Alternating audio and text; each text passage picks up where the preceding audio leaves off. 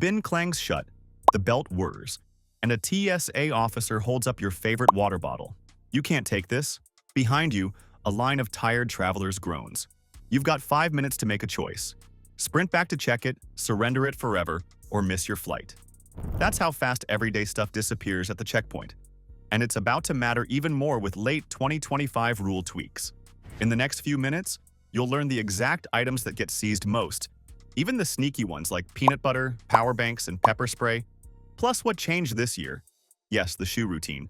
And the one mistake that causes more confiscations than anything else. We'll hit liquids, blades, batteries, self-defense gear, powders, souvenirs, lighters, vapes, and more, item by item, so you can stop feeding the TSA donation bin and breeze through like a pro. Ready? Your carry-on's fate starts now. Biggest change you'll feel at the checkpoint. More CT scanners. In these lanes, you can leave laptops, tablets, cameras, and liquids bag inside your carry-on. But the 3.4-ounce, 100 milliliters size limit still applies. Don't let the fancy machine trick you into bringing a jumbo sunscreen. It'll still get pulled and surrendered. Shoes. Many airports are now letting most travelers keep them on in upgraded lanes, but officers can still ask you to remove them. Build that extra minute into your plan so you're not the person relacing at the front of the line. Hidden headline. Batteries and power banks are under tighter scrutiny. Spare lithium batteries and vapes must ride in carry-on only. And oversized power banks can be denied at the gate even if they made it through security. If you've got camera gear or a drone, check those watt hours before you go. 2 more gotchas for 2025.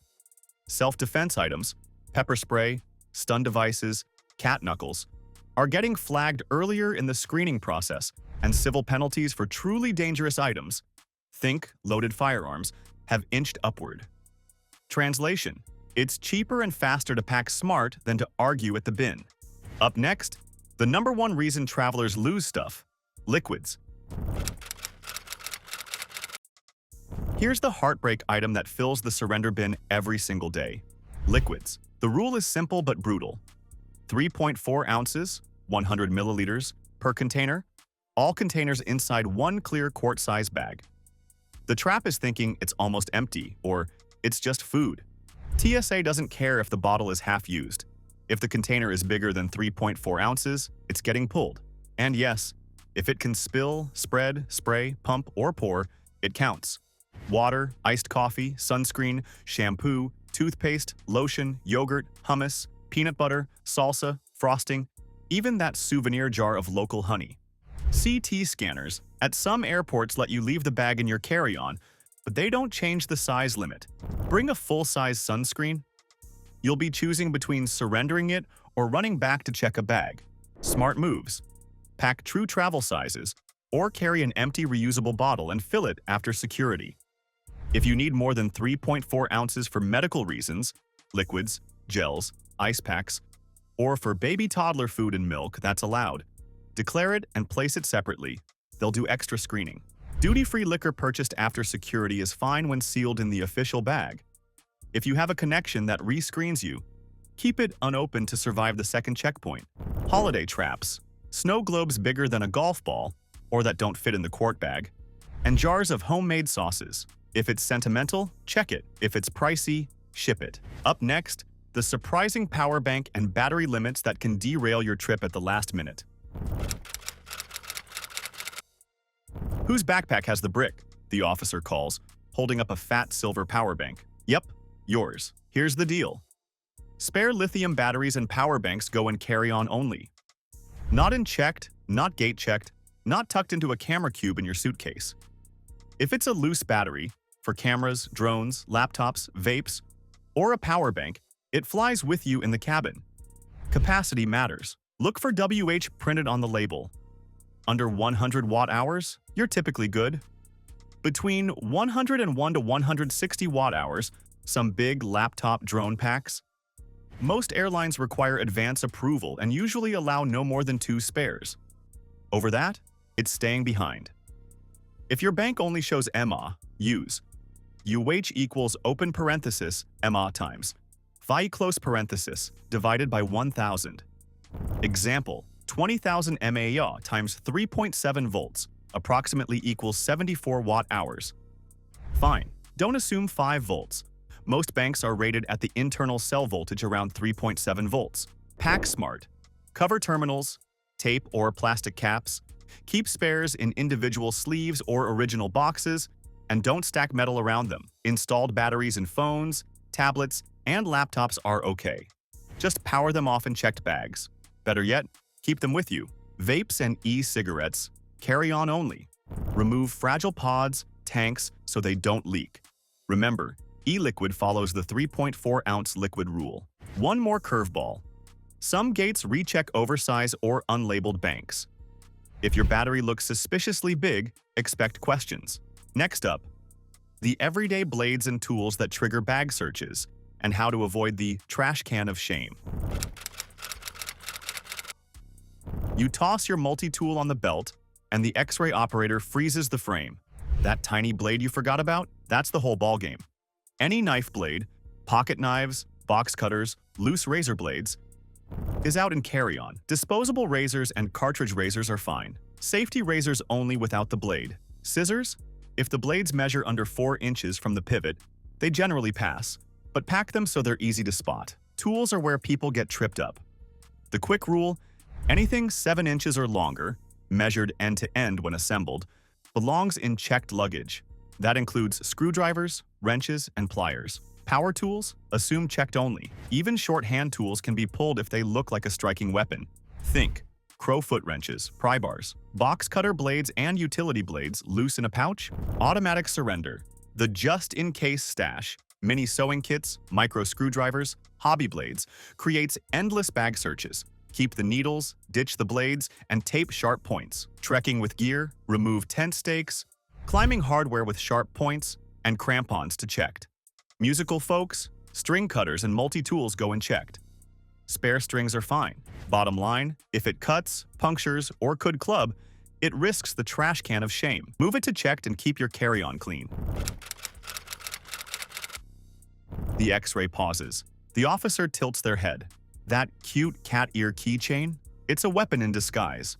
Pepper spray/mace is a hard no in carry-on.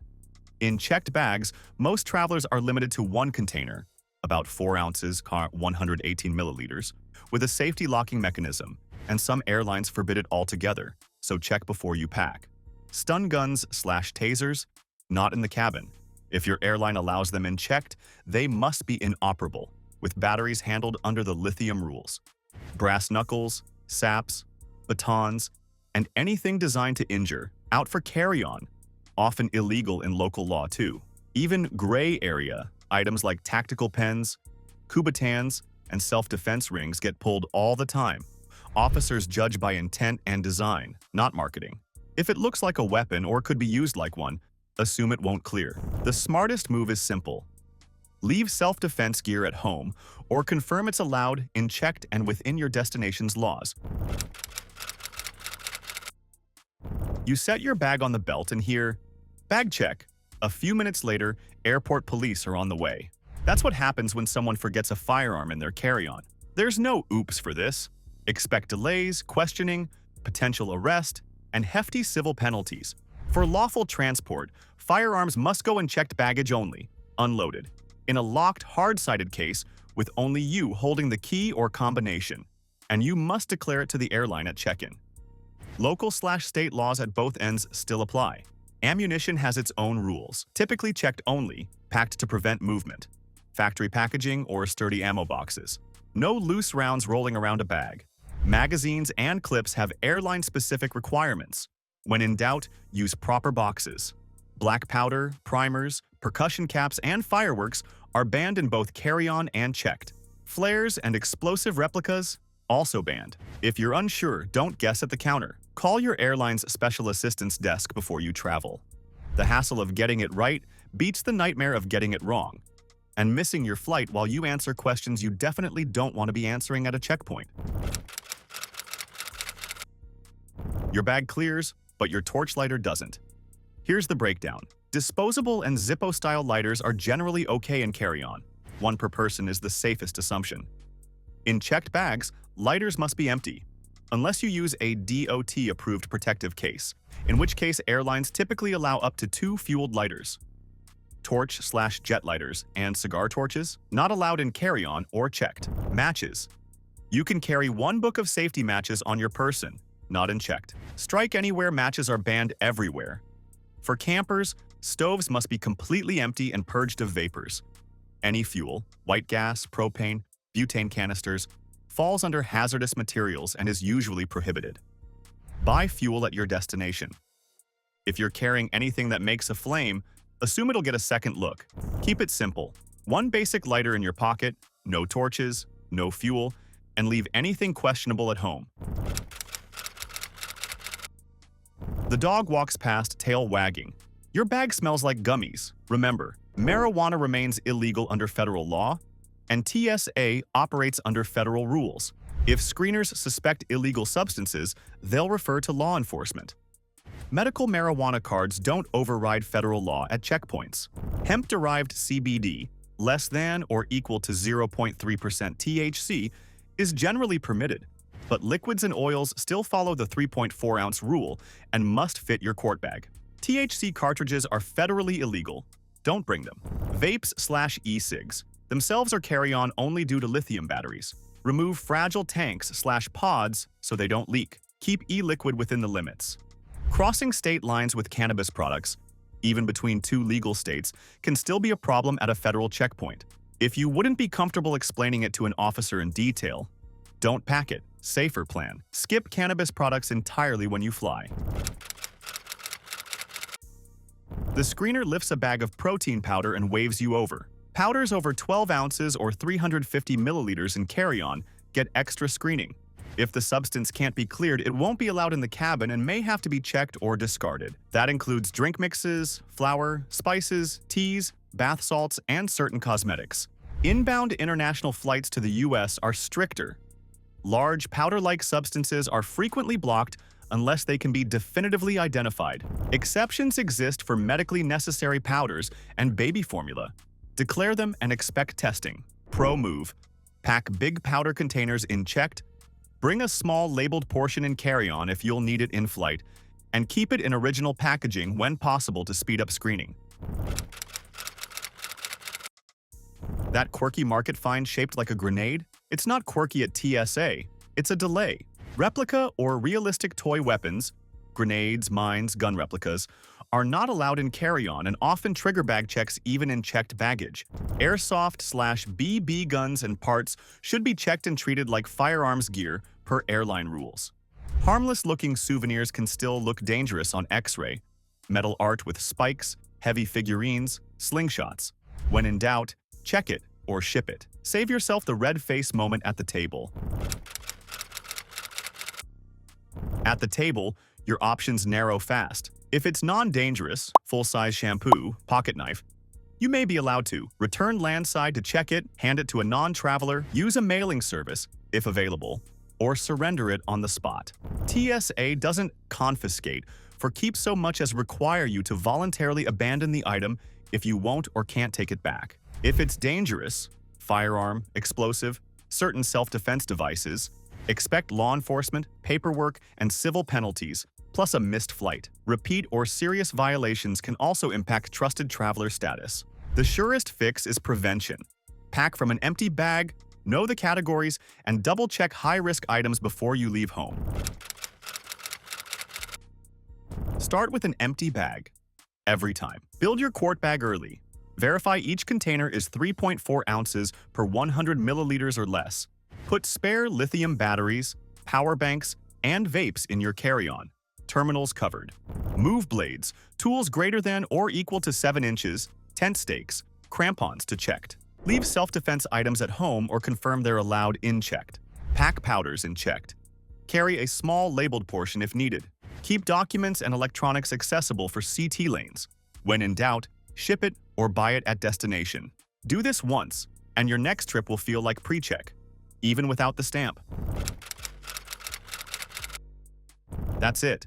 The handful of everyday items that quietly wreck travel days.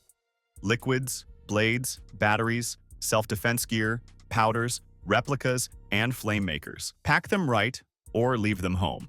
and you'll skip the surrender bin, the lecture, and the sprint back to ticketing. If this breakdown saved you a bottle, a blade, or a headache, hit like so more travelers see it, and subscribe for no-drama travel guides that keep you moving. Got a weird item you're unsure about? Drop it in the comments and I'll cover it in a future update. Safe trip and safe bags.